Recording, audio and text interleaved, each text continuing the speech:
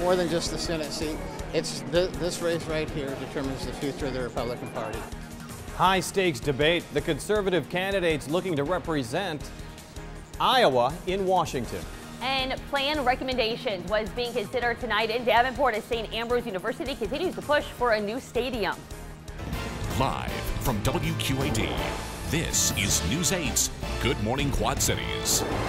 Good morning and welcome. It is Tuesday, May 20th. I'm Julie Sisk. And I'm Jim Mertens. We are keeping an eye, kind of a countdown to the weekend because it's Memorial Day weekend. A lot of big plans for this weekend for a lot of people. Big kickoff for the summer. Camping always begins. You know, right, everybody wants to do something up outside. So let's see what's going to happen weather-wise as we lead into those days ahead.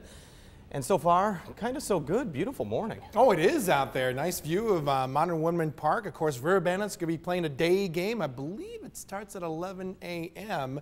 And right now, things are looking pretty nice. In fact, hopefully got a chance to crack open the window overnight. Awfully nice and mild. 66 degrees. That's right. 66 right now. South-southwest wind at 7 miles an hour. Won't be as windy come today, but certainly it's going to be a lot warmer compared to yesterday. We got a boundary located to our north. We'll monitor that boundary as we head later on tonight, because likely I will set off some broken line of some showers and thunderstorms. But that boundary is going to steer those winds more out of the warmer southwest, and this is where temperatures will be very summer-like as we head throughout the course of the day. In fact, by noon, we will already be flirting near that 80-degree mark before topping out in the lower 80s by the time the kids are heading out of school. Outdoor plans should be just fine. I'm a little concerned, though, later on tonight for the possibility of some scattered showers and thunderstorms. Some of those could be severe, and I'll explain why coming up in just a few minutes. All right, thank you, James. The Davenport Planning and Zoning Commission could advance St. Ambrose plans to build a new sports stadium tonight. And News 8's Jonathan Ketch joins us now live to explain why Ambrose leaders want the new stadium. Jonathan? Good morning there, Jim and Julie. Hey, we are live at Davenport City Hall. This is where the Planning and Zoning Commission meeting is for tonight for the big potential vote on the SAU proposed stadium. I want to talk about the plans real quickly here. Ambrose would like to build a 2,500-seat stadium for both football and track. That's along West Central Park Avenue and Marquette Street near Assumption High School. The planning and zoning staff for the city has recommended that the commission approve this project tonight or move it forward, despite concerns about traffic coming from neighbors. But city staffers have stipulations, though. They would like police officers present to get fans across the street if they're going to games. And SAU leaders explained to us why they wanted the stadium just 2 weeks ago. A school like St. Ambrose has to continue to invest. We have to continue to add amenities that students want, and so they understand that it's important for us as we continue to recruit students to have facilities like this. All right, tonight we could find out whether the commission approves of these plans to move them forward or not. They could vote on this agenda item at this meeting later this evening. Jim? All right, thank you, Jonathan. The meeting starts at 5. It's being held at Davenport City Hall. City leaders will also have the police station open just in case a large number of people show up. Well, 5 Iowa Republicans took center stage in Bettendorf in their bid to represent the Quad Cities in the U.S. Senate. Ahead of last night's debate, News 8's Megan Noe spoke with all of them about a race that's catching national attention. There are just 2 more weeks for handshakes and chit-chat, but it's Joni Ernst's campaign ads that have the whole country talking. I'm Joni Ernst. I grew up castrating hogs on an Iowa farm. A little tongue-in-cheek, but it is a serious message. We have really got to get our federal spending under control, and that's what we're taking a little bit of poke at. The gun-wielding farm girl has taken aim at Obamacare and the seat vacated by longtime Democratic Senator Tom Harkin. I think this is very important to the party. We really do need to take this seat back. Ernst is facing off against Mark Jacobs, the retired CEO of Reliant Energy, who says that business experience, when you have something to fix, you need the right tools, is just what Washington needs. If we want different results, we're going to have to send a different type of leader to Washington, and I've learned how to get things done working with people who have different points of view, and I think that's what's missing in Washington today. Rounding out the race are Matt Whitaker, Sam Clovis, and Scott Shaban. The crowded field showing just how optimistic Republicans are about taking back this seat. I think Iowans deserve an opportunity to have somebody in there who's going to fight for them. Well, this race is about who can stand toe-to-toe with liberal Bruce Braley and bring conservative solutions. It's more than just the Senate seat. It's this race right here determines the future of the Republican Party. All 5 facing off in another debate before facing off at the polls. In Bettendorf, Megan Noe, WQAD News 8. The primary election is set for June 3rd. The winner will face Congressman Bruce Braley in November, the only Democrat running for Harkin's seat. Health officials in Illinois now say a man who contracted the MERS virus from another man is not contagious. He is the third person in America to test positive for MERS, but doctors say he shows no symptoms. MERS began in Saudi Arabia 2 years ago. The first American to get it had traveled to the country. The Illinois man may have gotten it in 2 business meetings with the first man who contracted MERS in the U.S. Doctors say unless you have traveled to the Middle East, your risk of MERS is minimal. Thailand is now under the command of its army as troops make their way into Bangkok after weeks of heightened tensions and protests. We're following this developing story overnight. Here on Good Morning Quad Cities, the army now declaring martial law. The nation's prime minister calling it a coup, but the army is denying those claims. The country's military chief says its army has taken control to ensure law and order. It comes after escalating political violence in the country's capital. 5 Chinese military officials have been indicted by the Justice Department for spying on American businesses to get an economic advantage. Federal prosecutors said they used unauthorized access to the company computers and emails to steal secret and sensitive information from 6 American companies, including Alcoa. It is the first time the U.S. government has ever accused another nation's officials of internet hacking. While the men and women of our American businesses spent their business days innovating, creating, and developing strategies to compete in the global marketplace, these members of Unit 61398 were spending their business days in Shanghai stealing the fruits of our labor. China's foreign ministry issued a statement claiming the charges are not true and the indictment jeopardizes the cooperation and trust between the 2 countries. Testimony is set to resume today in Rock Island in the 3rd murder trial of convicted killer Nicholas Sheely. He's now charged with murdering 4 people in Rock Falls, including a 2-year-old boy back in 2008. During testimony yesterday, the parents of one of Sheely's alleged victims described discovering the horrific scene at a Rock Falls apartment. Sheely's been convicted of murdering 2 other people in that 2008 killing spree. He's serving life in prison. The current trial is expected to take about 2 weeks. Property owners in Knox County are being warned about a property record scam. Property owners are getting letters offering to provide them with a copy of their deed for $89. The letters include information like address, property ID number, and assessed value. The Knox County Recorder sent out a statement saying that people can get a copy of their deed for 25 cents a page, and most are only 2 pages long, so there is no reason to pay such a high price. Police are looking for a 19-year-old college student who disappeared after checking luggage at O'Hare International Airport. Hai Min Cho, who also goes by the name Joseph, was scheduled for a flight to North Carolina Saturday. His mother picked up his luggage in North Carolina, but the University of Illinois Urbana student was not there. Police say he did not board his flight and did not rebook a flight with United Airlines. Also today marks 1 year since a tornado devastated the city of Moore, Oklahoma. The twister carved a 17-mile-long path of destruction on May 20th of last year. Homes and businesses were severely damaged, along with a hospital and 2 elementary schools. The powerful EF5 tornado left 25 people dead. A lottery mystery has been solved in eastern Iowa. A Missouri man has stepped forward 6 months after buying a $1 million ticket in Tipton, Iowa. Richard Watson says he travels for work, buying lottery tickets every now and then. Never thought of checking it. He has a pile of tickets he says he hasn't checked, and I would imagine he'll probably go through them a little thoroughly now. Tipton has been lucky lately. There is another unclaimed prize out there worth $10,000. That ticket was sold there in just the past few months. Well, it's that time again to enter your chance to win in our Rock River Electric Grand giveaway. The word today is truck. Truck. Go to our website, WQAD.com, click on the contest tab, fill out the form, enter the word truck for your chance to win $1,000. And you have to claim this too. You can't just drive off and not claim it. Right. I think you want to claim that. Yeah, exactly. You can watch Good Morning Quad Cities every day this week for your chance to win $1,000. This is the last week for the contest. Final winner will be selected on Friday. If only I could remember what that word is. Truck. Well said. Still ahead of Good Morning Quad Cities. Just how much did the weather set back the spring planting so far this season? Ag in the AM is just ahead. I just kind of think they need to pick something that's going to work for the majority of people. And in the school zone, now Davenport parents can give feedback on a new school start time for next year. And the summer warmth is definitely on cue for today. Of course, it may lead to some storms for some of our hometowns tonight, but all of us are all thinking about, too, that holiday weekend. You know, folks, looking pretty good. We'll tell you exactly how warm those numbers will be coming up right after the break here on Good Morning Quad Cities. You're watching Good Morning Quad Cities with Jim Mertens and Julie Sisk.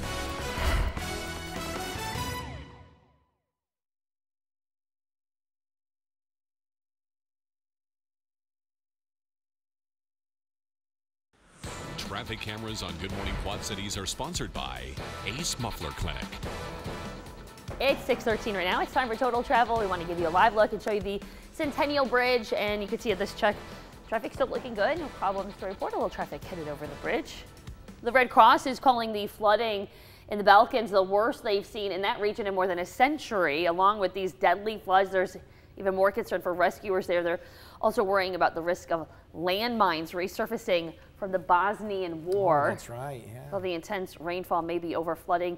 Will have the region underwater for at least another week. In some places, it could get even worse. Yesterday, we were saying this is the worst flooding they've seen in the 120 years that they've kept records. That's right. So they've never seen anything like this before. Yeah, and of course, hundreds and thousands of people are going to be homeless for quite a while. Right. So there's going to be a lot more to this story, too. A big concern, that is for sure. Weather outside looking pretty quiet out there, Julie, as we take a look at our local satellite radar loop across eastern Iowa and northwestern Illinois. All is looking good. Some of the high clouds that we're noticing out there actually are leftovers from some storm activity that took place in the wee hours of the morning right around the Des Moines area, but that has now fizzled its way off to the east. There is a boundary to our north and west that we'll be monitoring by later on this evening, because that will have the potential for producing a broken line of some showers and thunderstorms. But what this boundary is also doing is helping to steer these warmer winds out of the plains right through the Hawkeye State into northern Illinois. And this is what's going to provide us with some summer-like temperatures as we head later on in the day. Check out these numbers, and I tell you, we were begging for these numbers last week. Numbers are in the 60s out there, from 61 degrees over in Savannah to about 66 degrees that we have in Galena, as well as in the immediate Quad Cities. 64 in Burlington, Muscatine, Galesburg, 64 degrees also in Sterling Rock Falls. How warm will those numbers get? Check out your hometown. Take a look at areas south and east of the Quad Cities. Numbers range from 82 degrees in Princeton, possibly as high as a warm 85 degrees in Burlington, as well as over in Mount Pleasant. Galesburg, good morning. Monmouth, Aledo, Wapello, Muscatine. I'm looking at about 84 for your daytime high. 82 degrees in Sterling Rock Falls, Clinton as well. Right around 80 degrees, we'll say as far north as Galena. And in immediate Quad Cities, I'm looking at a daytime high of around 83 degrees. So think about dressing light today. River Bandits playing a day game, so that wouldn't be a bad outdoor plan for today. Quiet skies will remain around noon with the help of our future track. But by the time we get to the evening hours, that boundary I just mentioned to you will be the focus of attention, because that will be setting off a broken line of some scattered showers and thunderstorms. This is 5 o'clock this evening. Not too much going on, but you can see something is starting to pop up just north and west of the Quad Cities.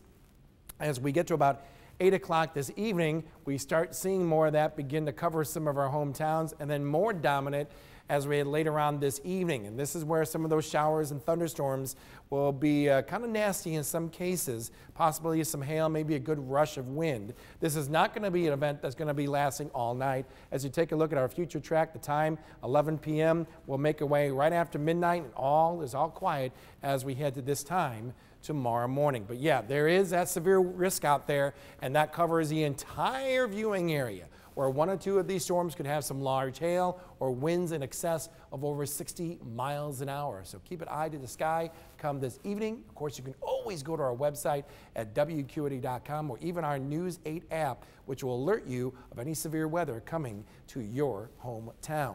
This is 8 o'clock in the evening, so this is once again the area we'll be watching later on tonight. Of course, that all fizzles as it makes its way off to the southeast. Should give way to a pretty nice Wednesday around the area, with fair to partly cloudy skies and temperatures still fairly warm. Numbers will be ranging between 79 to as high as 82 degrees. And we'll keep that nice weather intact as we head through Wednesday evening. that night going into about Thursday. Thursday actually looking pretty good. That same boundary that will be dangling to our south and west will set off some scattered showers out across the south and west. But for us, we'll remain high and dry. Temperatures may be more spring-like, but I think we'll take it, with numbers ranging between 73 to as high as 77 degrees. For today, more like summer. Could be as high as 83 for the daytime high. Winds not as strong as yesterday. In fact, looking a lot lighter by night, but the concern will be the possibility of some strong to maybe even some severe thunderstorms as the low will dip down around 60 degrees. 80 for a high on Wednesday, low to mid 70s I see for Thursday, Friday, Saturday. Then temperatures start warming up for the rest of our holiday weekend. For now, I'm going to delay that chance for any showers and thunderstorms to take place. I think the best chance may be coming sometime by late Monday night, heading into Tuesday. Good Morning Quad Cities Ag in the AM is sponsored by Holland & Sons. And we're seeing a 3-cent gain in corn futures at the Chicago Board of Trade, with December contracts at $4.79 a bushel right now, same as September, basically the same as July. Little higher increase in soybeans, 8 cents higher for July contracts, August and September contracts up as well. Also on Ag in the AM, cold, rainy weather kept farmers out of the fields for the full week, but the planting season is still ahead of schedule. USDA says Iowa and Illinois farmers still ahead of the 5-year average for corn and soybean plantings. About 91% of the Quad City corn crop is planted. That's ahead of both the Iowa and Illinois statewide averages. 28% of the corn in this area has emerged. Soybean plantings are a little ahead of the 5-year average in Illinois, but let's take a look statewide. 84% Illinois corn crop is planted, the 5-year average is 78%. And 84% of the Iowa corn crop is planted, the 5-year average is 88%. Time right now is 6:20. Up next in the School Zone, 3 of a kind, the Illinois siblings who are sharing valedictorian awards of their graduating class. That's pretty amazing.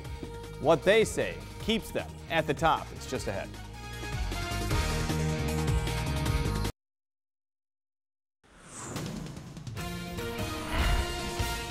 It's 6:23 right now, and in today's School Zone, as the school year winds down, parents in Davenport are getting a chance to choose student start times for the fall. And as News 8's Shane Simmons reports, it's going to take some work to settle on a time.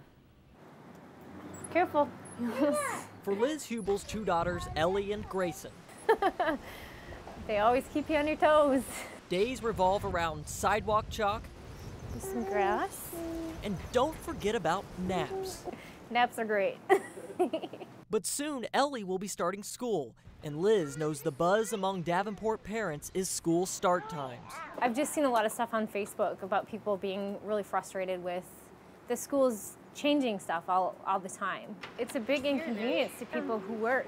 Parents won the first round, getting the district to reverse its initial start time decision. Yeah, there's a lot of unrest, mainly with elementary parents.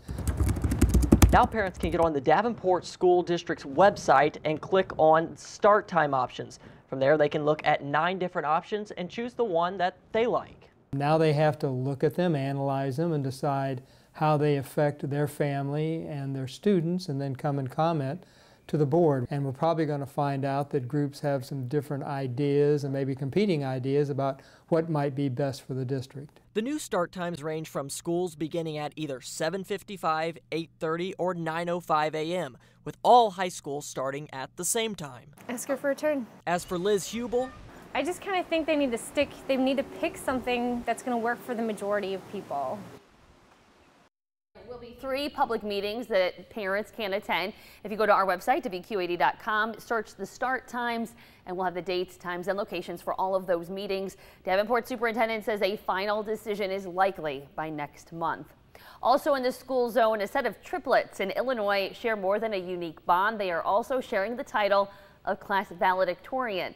Hannah, Ethan, and Charlia have finished high school at Normal U High in Normal, Illinois. Each of the triplets maintaining a perfect 4.0 GPA through 4 years of high school. The trio say they are extremely competitive and nearly inseparable. You just go to each other. You know, I think that's the main thing. You always have someone to go to. Your best friend may not be there, but your siblings always will be. The triplets will be competing at different universities in the fall. Charlia and Hannah are staying close to home. They will attend Illinois State University. Ethan will go to Washington University. Traffic cameras on Good Morning Quad Cities are sponsored by Ace Muffler Clinic. It is time for Total Travel now, and we are looking live in Molina, Interstate 74. You can see here it's still pretty quiet out there, not too much to really show you, but no traffic problems or delays, so that's good. No delays or cancellations out of the regional airports as well. So 6:26 right now. We'll give you a live look out there, the travel conditions, 15 minutes. I think some of those people might have the windows rolled down. Right, it's really nice. It's got a lot of 60s to start off our day, all dry. Seeing some wet weather around the upper Great Lakes. Really the only threat for wet weather come this morning will be in the town of Detroit. Just for the morning hours, 71 for the daytime high. Chicago, we can throw in some little sunshine here and there, about 78 for the daytime high. Minneapolis looking pretty good, 79. Orlando, Tampa, temperatures there well in the 80s come later this afternoon. We'll have more local weather, more news as well, right here on Good Morning Quad Cities. Plan for the future, what Davenport officials, that is, are reviewing tonight as St. Ambrose University continues its quest for a new stadium. Critical issue is who's taking care of these veterans, and they deserve better than that. And riding for a cause. The group of vets working to shed light on veterans care at VA hospitals in the wake of a national scandal. Very calm scene out there, as you can see with the help of our live eagle eye, but those skies could get a little bumpy later on. We'll tell you exactly when that will be taking place with the help of your most accurate forecast. Live from WQAD, this is News 8's Good Morning Quad Cities. Good morning and welcome. It is Tuesday, May 20th. I'm Julie Siss. And I'm Jim Mertens. Thanks for joining us. We could soon know more about a possible sports complex that St. Ambrose wants in the city of Davenport. The Planning and Zoning Commission could vote on the agenda item tonight, and News 8's Jonathan Ketz reports that neighbors have concerns about this project. Good morning, Jonathan. Yeah, that's right there, Jim and Julie. The agenda packet, at least on the City Council website, okay, is 313 pages long. All of the supporting documentation there for why or why not a SAU stadium should be built here in the city of Davenport. A little bit of an overview of the plans, though. SAU wants to build a 2,500-seat stadium for football and track near the corner of West Central Park Avenue and also Marquette Streets. Now, city staffers have recommended that the Planning and Zoning Commission move forward with these plans tonight, but they also have a couple of stipulations, though. They'd especially like for police officers to be present on game days to deal with people who have to get across the street, especially on West Central Park Avenue. Now, neighbors expressed their concerns for the new stadium at a meeting, though, just 2 weeks ago. There's no place there for them to even expand. And all they're going to do is tear up a really nice neighborhood. Not that they shouldn't have a stadium. There's other places that would be much better suited. All right, tonight, once again, we find out whether the Planning and Zoning Commission supports these plans or not. The meeting, by the way, starts at 5 p.m. right here at Davenport City Hall. Guys, back to you. All right, thank you, Jonathan. The City Council will have the final say on whether the stadium will be built. Nothing will be approved at tonight's meeting. Well, a warm start to our Tuesday out there. We could see some storms later today, but we don't have to worry about that for now. Let's check in with Chief Meteorologist James Zahara. Hi, James. Yeah, what a warm start it is out there on this early Tuesday morning as we take a look at our live eagle eye. We've got some partly sunny skies and temperatures in the 60s. Right now, the immediate Quad Cities, 66 degrees. Wow, a south-southwest wind, though only 7 miles an hour. A lot lighter compared to those gusts that we had around 40 miles an hour in some of our hometowns. So we are promising some of that summer-like warmth. We've been talking about that for a number of days, and a lot of that will have to do with this boundary that we see to our north and west. That's going to steer some warmer southwesterly winds right across the Hawkeye State into northern Illinois, and that will allow our temperatures to quickly warm up. In fact, look at the breakdown that we see. By around lunchtime, already we'll be seeing numbers flirting around 80. By the time we get to around the peak heating of the day, right around the mid-afternoon hours, numbers will likely be in the lower 80s. By the time we head in the evening hours, yeah, that's where skies start getting a little bumpy just to our north and west, and that's something we'll keep an eye on for later on tonight, where one or two of those storms could be severe. We'll give you more details on that and what that means for the next several days heading throughout the rest of this work week, coming up in just a few minutes. Julie? All right, thank you, James. Health officials in Illinois now say a man who contracted the MERS virus from another man is not contagious. He is the third person in America to test positive for MERS. Doctors say he shows no symptoms. MERS began in Saudi Arabia 2 years ago. The first American to get it had traveled to Saudi Arabia. The Illinois man may have gotten it in 2 business meetings with the first man. Doctors say unless you have traveled to the Middle East, your risk of MERS is minimal. Testimony is set to resume today in Rock Island in the murder trial of convicted killer Nicholas Sheely. He's now charged with murdering 4 people in Rock Falls, including a 2-year-old boy back in 2008. During testimony yesterday, the parents of one of Sheely's alleged victims described discovering the horrific scene in that Rock Falls apartment. Already convicted of murdering 2 people in that 2008 spree, Sheely is now serving life in prison. The current trial is expected to take about 2 weeks. There is a growing scandal in Washington with accusations that some veterans at VA hospitals were mistreated and the mistreatment was covered up. New evidence shows schemes by executives at veterans hospitals across the country tried to hide patient delays.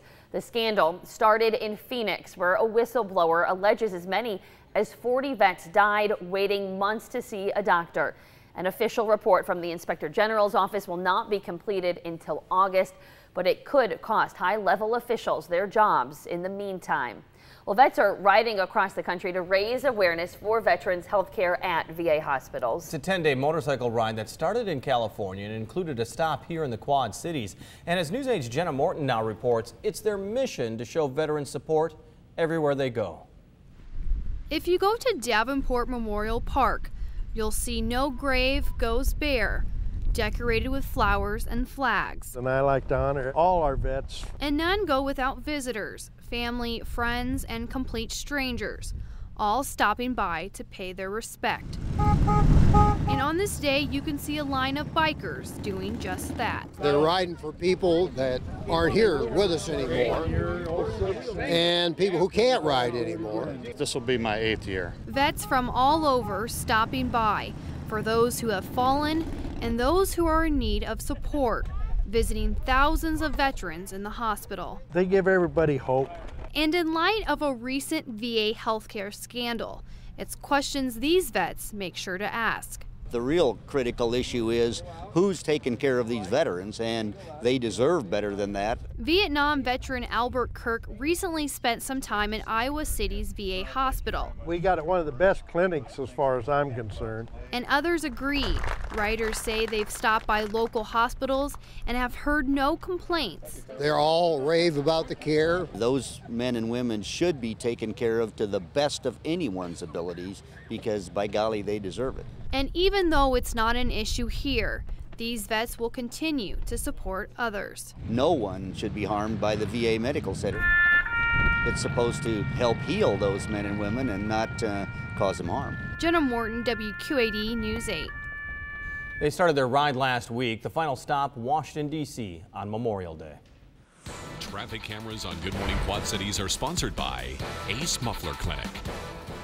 It's 6:37 right now. It's time for Total Travel. I want to give you a live look and show you the Centennial Bridge once again. And you can see bridge traffic looking good out there. No problems to report so far this morning. 6:37, still ahead on Good Morning Quad Cities. Back on defense. When embattled Los Angeles Clippers owner Donald Sterling will get to state his case to keep the team. Plus martial law. The situation in Thailand this morning as soldiers and tanks hit the streets. And a warm day it will be, but it will set off some scattered showers and thunderstorms by tonight. We'll tell you exactly when that threat will be expected for your hometown with the help of our future track right after the break here on Good Morning Quad Cities. You're watching Good Morning Quad Cities with Jim Mertens and Julie Sisk.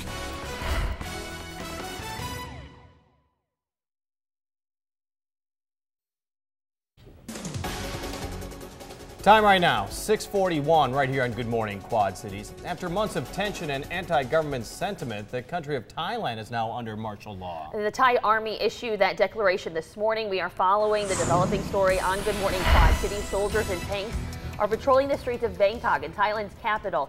The Army insists it did not stage a military coup, but merely moved to maintain order in the wake of sometimes violent protests.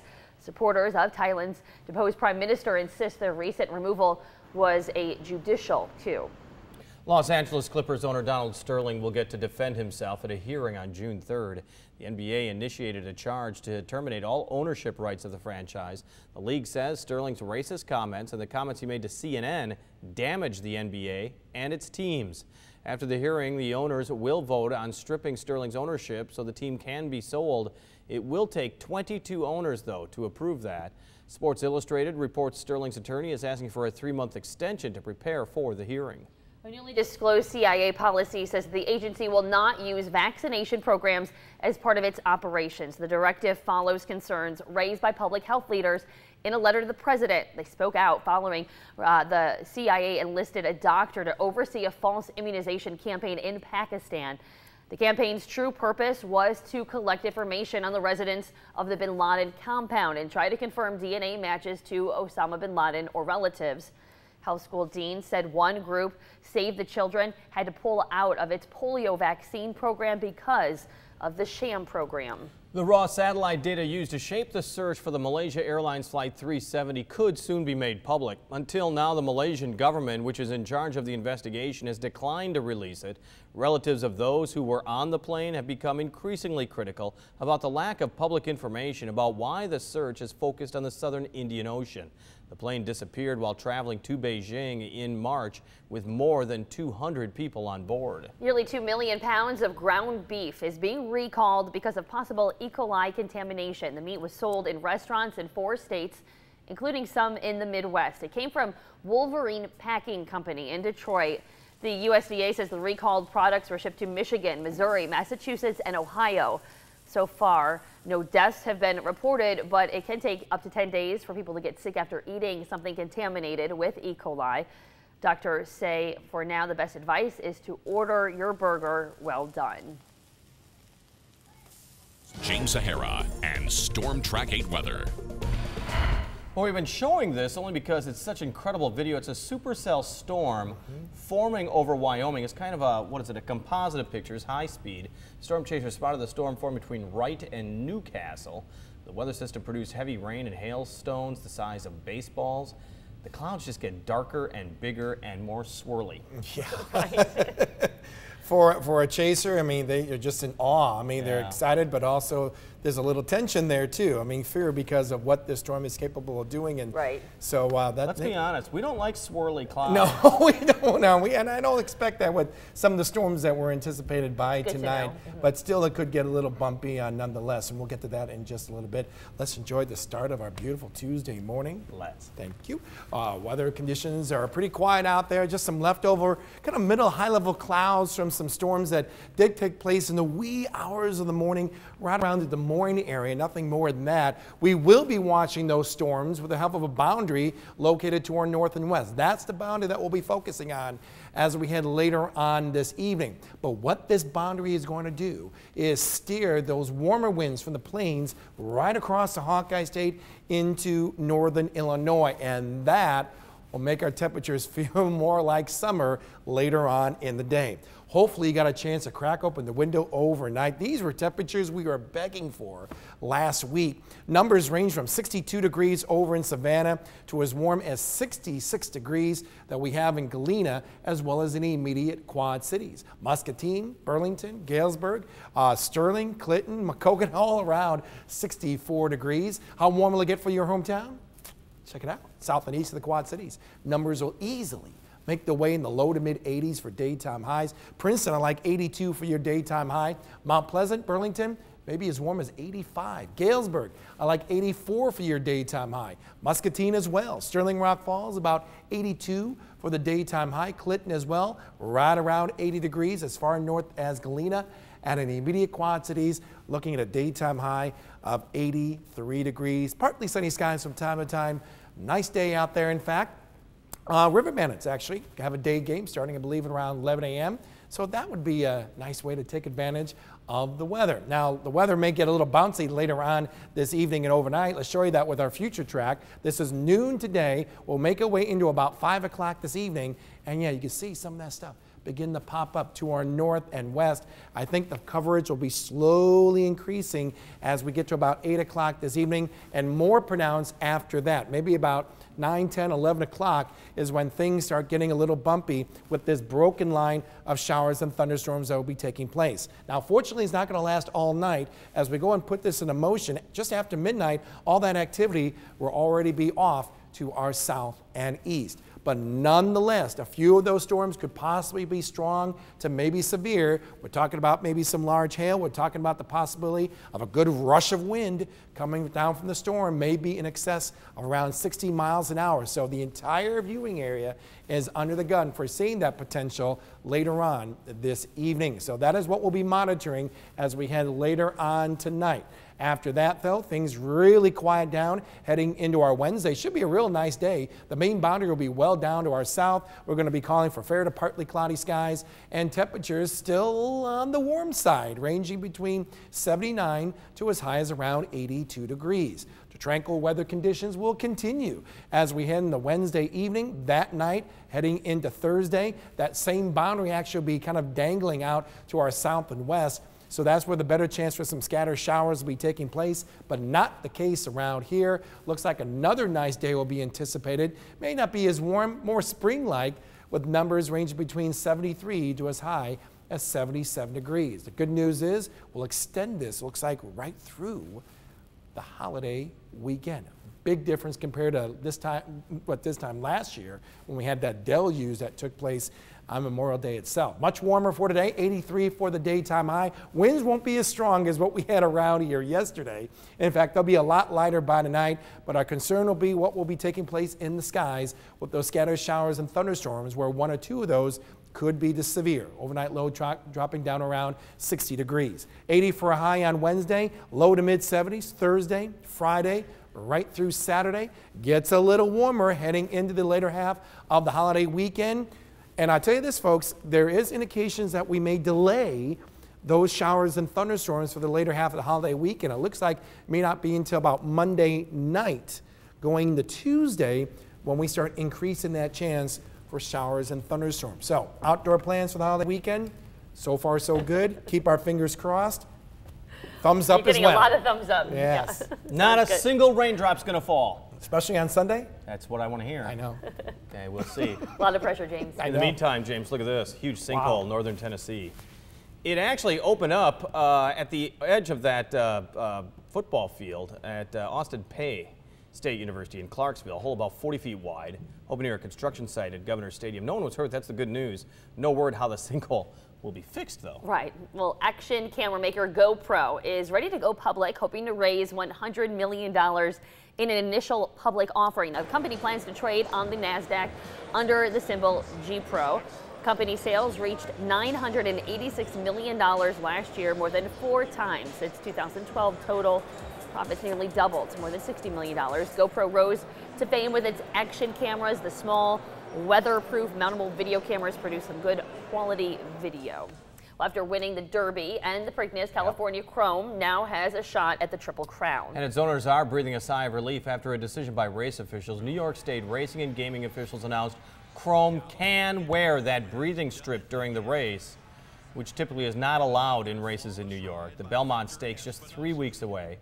If California Chrome should win, it would be your first Triple Crown winner since 1978. And after 9 weeks of dancing, it is the home stretch on Dancing with the Stars. 3 couples now remain for tonight's season finale. James and Peta were sent home last night, so now it comes down to Merle Davis, Amy Purdy, and Candace Cameron Burr. An all-female finale for tonight to see who will take home the Mirror Ball Trophy. Weeks of preparation and performance all comes down to a fusion dance where 2 different dance styles are combined. And a lot of injuries and a lot of work. Yes, they've been really bumped and bruised. A great finale, though. Time for our trivia question. Operation Red Wing was a series of what type of nuclear tests? Was it underground tests, thermonuclear tests, or underwater tests? Give us a call at 309-736-3288. Callers 7, 8, and 9 are eligible to win a round of golf with a cart at Highland Springs Golf Course in Rock Island. And we'll have the answer when we come back. You're watching Good Morning Quad Cities.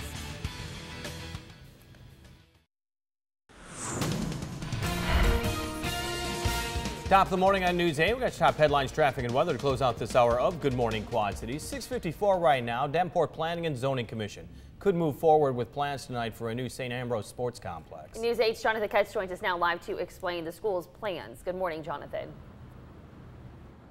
Hey, good morning there, Jim and Julie. Good morning, everybody. We are live at Davenport City Hall. This is where the Davenport Planning and Zoning Commission meeting is tonight. One of the agenda items, the big SAU potential stadium project that would go north and west of us. Now, the proposed stadium is a 2,500-seat stadium near the corner of Marquette and West Central Park Avenue. Neighbors have raised concerns about traffic and noise coming from the complex, though, since it was introduced. Nothing will be approved at tonight's meeting, but it does start at 5 p.m. right here at Davenport City Hall. Reporting live this morning, Jonathan Katz, WQAD News 8. Traffic cameras on Good Morning Quad Cities are sponsored by Ace Muffler Clinic. Time right now is 6:55. It's time for Total Travel, and we are looking live at I-74 in Bettendorf. You can see here, traffic's still pretty light out there, and we haven't seen any backups or delays here on the I-74 bridge or the Centennial Bridge so far this morning. It's always good news. Time to get an answer to the trivia question. Before the break, we asked you, Operation Red Wing was a series of what type of nuclear tests? The answer is thermonuclear, and Aurora from Davenport answered correctly, so Aurora wins that round of golf with a cart at Highland Springs Golf Course in Rock Island. Oh, a good day to get on the golf course. Most days are. Most days. Right. Nice day to get out there and just enjoy the weather. Nice Yes, indeed. Not bad start out there either. Look at the temperatures that we have across the board. Numbers are in the 60s. Oh my goodness. 66 degrees right now in the immediate Quad Cities. Fair amount of sunshine. The winds, not as strong as what they were yesterday. Boy, they were gusting as high as 40. Bit breezy maybe from time to time, but hey, that's going to be a much warmer wind, enough to climb those temperatures in the lower 80s by this afternoon. We're going to be keeping an eye on the skies by later on tonight, as we do have the potential for seeing some active showers and thunderstorms. Yeah, a couple of those could have some hail, maybe a good rush of wind as well from the storm. You can always go to our website at WQAD.com for the latest on that. Thanks for joining us for Good Morning Quad Cities. We're back starting at 7:26 with our live local updates on news and weather. Good to have the crew keeping an eye on the weather just in case it gets a little rough overnight. And of course, we'll have details tomorrow morning on Good Morning Quad Cities if there's any problems, but there won't be. Why? Because you're going to make the most of your morning.